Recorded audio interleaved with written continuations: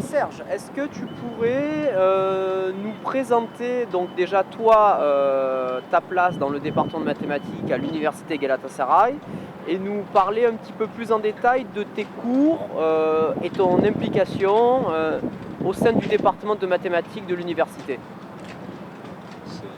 Donc, je suis arrivé au département donc c'est ma deuxième année en cours. Je suis arrivé en septembre 2013. Voilà, donc j'enseigne 2 cours par semestre, plus l'encadrement, comme je disais, des projets de fin d'année.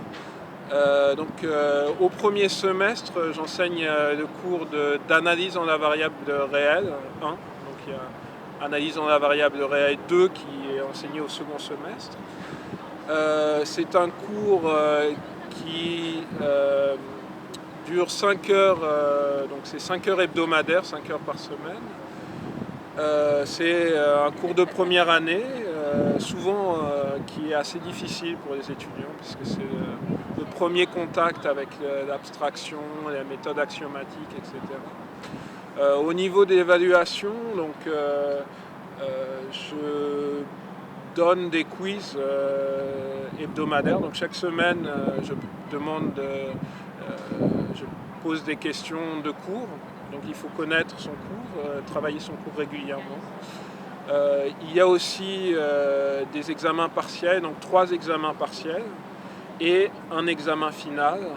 Le tout étant réparti 30% pour les quiz et les contrôles continus, etc. 30% pour les partiels et 40% pour l'examen final.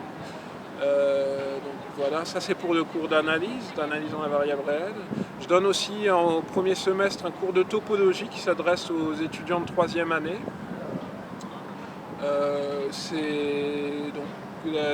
La structure est assez similaire, donc je donne moins de quiz et les étudiants sont censés être plus autonomes, donc j'ai moins besoin de m'assurer qu'ils travaillent régulièrement. Normalement, ils ont compris qu'ils devaient travailler à ce moment-là.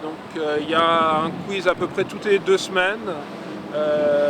Il y a aussi donc 2 partiels et un examen final dans les mêmes proportions, 30%, 30%, 40%. Donc ça c'était pour mes cours du premier semestre.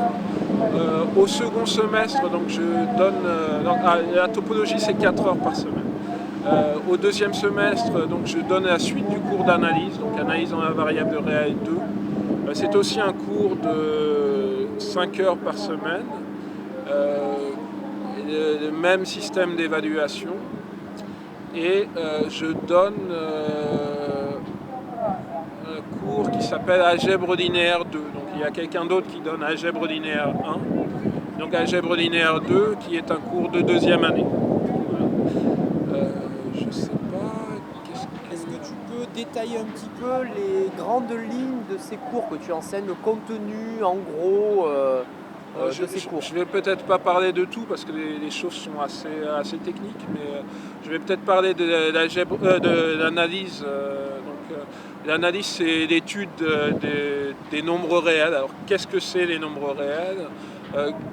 Qu'est-ce que c'est la notion de fonction réelle? Qu'est-ce que c'est la continuité? Donc, qu'est-ce que c'est qu'une fonction continue? Qu'est-ce que c'est une suite de réels? Qu'est-ce que c'est converger? Donc, ce sont des choses sûrement que les lycéens, enfin les étudiants ont déjà entendu au lycée, mais on apprend à comprendre un peu plus ces choses en profondeur. C'est des choses qui sont déjà abordées au lycée, mais de manière très superficielle, et on essaye de comprendre précisément de quoi il s'agit. C'est aussi un cours où on rencontre pour la première fois la méthode axiomatique. Donc en mathématiques, le jeu c'est ça, on a des axiomes, c'est des règles qu'on admet, on considère qu'elles sont vraies, et on essaye de voir à partir de ces règles, qu'est-ce qu'on peut déduire, qu'est-ce qu'on peut prouver à partir de ces règles. En général, c'est des choses qui sont faites assez peu en Turquie au lycée, et donc c'est en général quelque chose d'assez nouveau pour les étudiants. On essaye d'aller relativement doucement, ce ne sont pas des choses qui sont difficiles, ce sont des choses qui, si on prend étape par étape, on y arrive bien, mais c'est essentiel de travailler dès le début. C'est extrêmement facile de prendre des lacunes, d'avoir des lacunes au début, d'acquérir des manques. Et après, c'est extrêmement difficile de rattraper ces choses qui ne sont pas vues au début. Voilà, je profite de l'occasion pour dire aux étudiants, travaillez dès le début régulièrement, parce que si vous ne le faites pas, vous n'arriverez pas à valider vos cours de première année et ça aura des conséquences pour vos cours de deuxième année, troisième année, quatrième année. Et donc voilà, c'est extrêmement facile de rater et il suffit de très peu de choses, d'avoir commencé un peu en retard pour qu'on n'arrive pas à combler ce retard. Merci. Est-ce que tu pourrais donner un petit peu des conseils aux étudiants justement, donc tu viens d'en donner quelques-uns, merci, mais des conseils pour bien préparer tes cours peut-être, donc des conseils aussi bien en amont, au début de tes cours, en cours d'université, puis aussi pourquoi pas en fin d'université. Est-ce que tu pourrais un petit peu détailler des conseils pour les étudiants de mathématiques, s'il te plaît? Alors la première chose pour un cours de mathématiques, c'est qu'il y a des choses qu'il faut connaître, qu'il faut apprendre, à savoir les définitions. C'est difficile de retenir les choses si on ne les comprend pas. Donc il y a un travail qui est important, c'est de décortiquer le cours. Reprendre le cours, de lire attentivement et essayer de tout y comprendre, de comprendre tout le matériel qui est présenté dans le cours. En général, les étudiants aiment faire des exercices le plus vite possible sans essayer de comprendre ce qu'ils font dans l'exercice. Ce n'est pas comme ça qu'il faut faire. Un exercice, c'est bien d'en faire, mais il faut prendre le temps de digérer les choses. Le jeu, ce n'est pas d'ingurgiter le plus d'informations possible. Le jeu, c'est d'assimiler vraiment les choses, de comprendre de quoi on parle. Donc, il faut vraiment prendre le temps de comprendre les choses. Je conseille aussi aux étudiants fortement de travailler en groupe.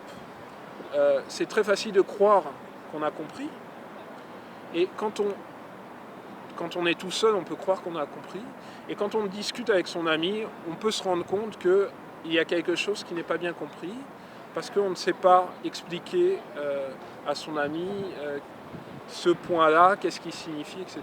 Donc je recommande grandement aux étudiants de travailler en groupe, de discuter ensemble des choses. Et la troisième point, c'est qu'il y a des ressources assez importantes, donc des livres, d'exercices, des sites internet, etc. Donc, vous pouvez utiliser toutes les ressources qui sont à votre disposition. Voilà. Le point le plus important, c'est de travailler régulièrement, essayer de travailler en groupe et ne rien laisser passer au sens, essayer de tout comprendre. Tous les détails sont importants. Et voilà, si vous faites ça, tout devrait bien se passer. Merci.